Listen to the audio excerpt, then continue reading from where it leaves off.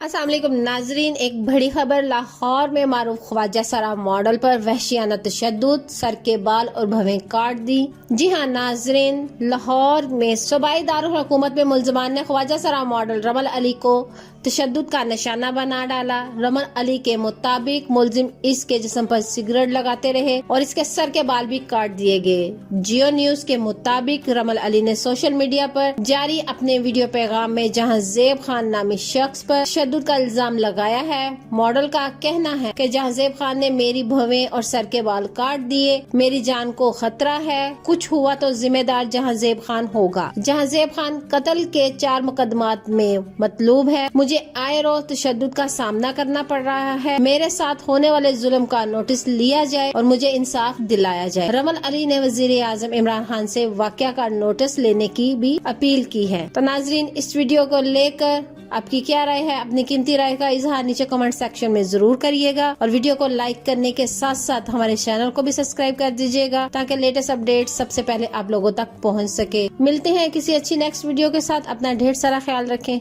अल्लाह हाफिज।